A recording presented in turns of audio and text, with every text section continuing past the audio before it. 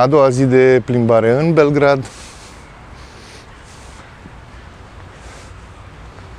Suntem într-un parc și vom merge la muzeul Nicolae Tesla.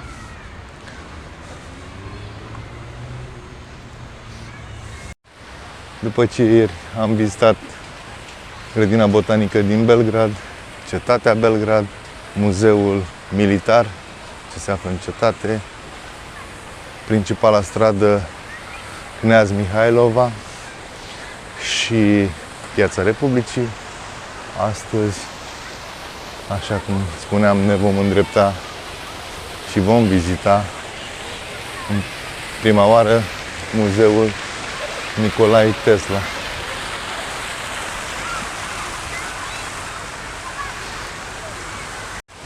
Un alt obiectiv pe care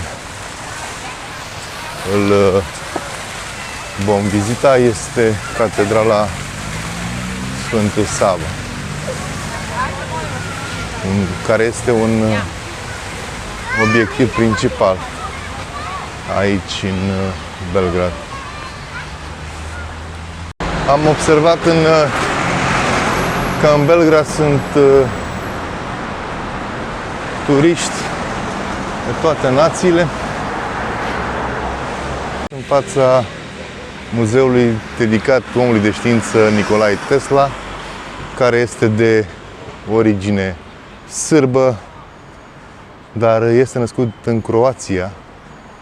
Vizitarea muzeului Tesla, am aflat că se face intrarea în muzeul Tesla, am aflat că se face din oră în oră. Trebuie să fii prezent înainte cu jumătate de oră de ora turului.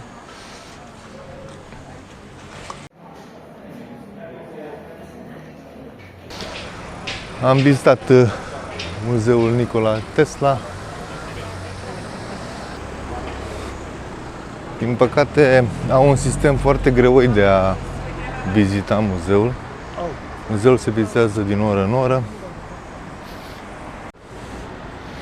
Nu poți face programare înainte. Observați, sunt foarte multe persoane care așteaptă.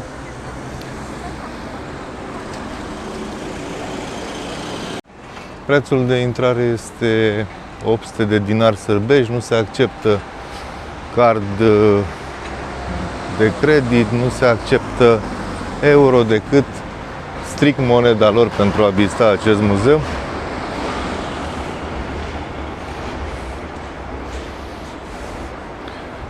Timp de aproximativ 15 minute este prezentat un film ce privește viața inventatorului. Filmul este în limba engleză. Sunt și câteva traduceri în alte limbi, nu în limba română, deși când am vizitat noi acest muzeu, marea majoritate a vizitatorilor erau români. Ne continuăm vizita prin Belgrad,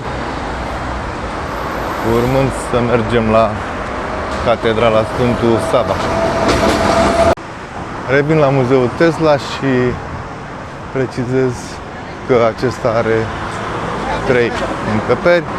Într-una sunt obiecte personale ale inventatorului. Într-una se fac experimente de către angajații muzeului și într-altă încăpere se prezintă filmul de 15 minute. Cred că aceasta este una din cele mai mari intersecții din Belgrad.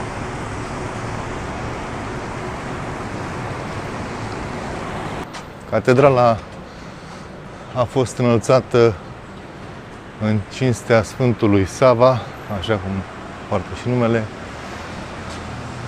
fondatorul religiei creștine neortodoxe din Serbia.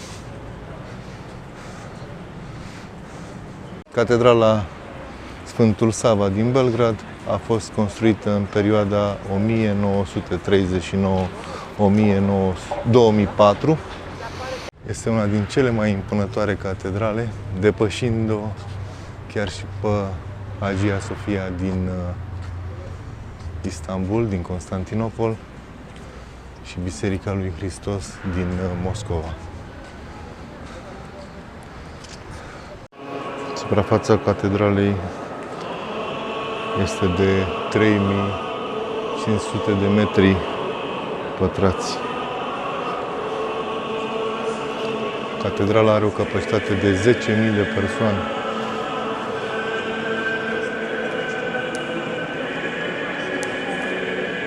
Catedrala este construită pe Podișul Vracear, loc unde se presupune că au fost arse în 1595 rămășițele vizirului Sinan Pașa, marele vizir al Imperiului Otoman.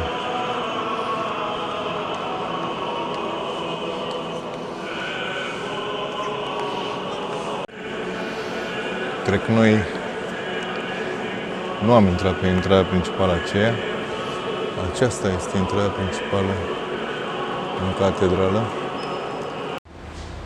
Pe lângă biserica de la etaj, catedrala are și o altă biserică la subsol.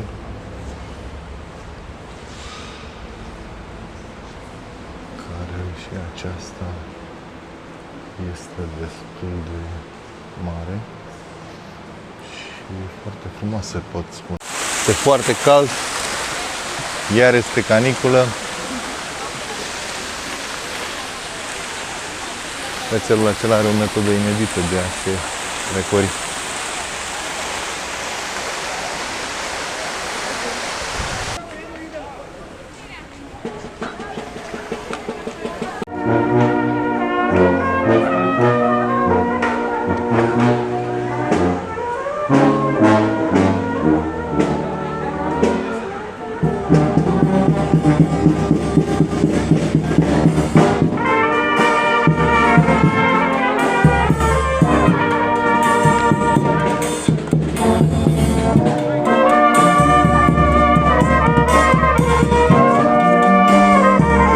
Chiar lângă Catedrala Sfântul Sava se oficiază o ceremonie, nu dau seama ce este,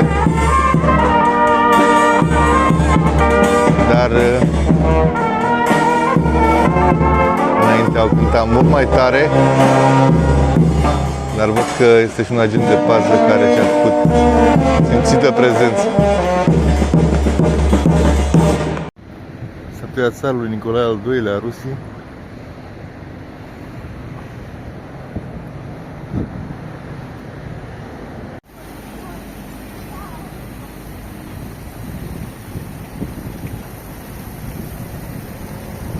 De orice am trecut pe lângă luxosul Hotel Moscova, română. În ultima parte a plimbării noastre de 2 zile la pas prin Belgrad, ne-am reîntors pe strada cea mai animată din acest oraș. În cele 2 zile la pas prin Belgrad am parcurs peste 30 de kilometri în condiții de caniculă aproape extremă, temperaturi de 40 de grade, 39-40 de grade. Dar am reușit să vizităm mare parte din obiectivele turistice ce le oferă Belgradul. Un sfat pentru cei care vor vizita Belgradul este ca în situația în care vor vizita cetatea să o facă pornind de pe această stradă și din partea grădina zoologică, așa cum am făcut noi. E doar un sfat.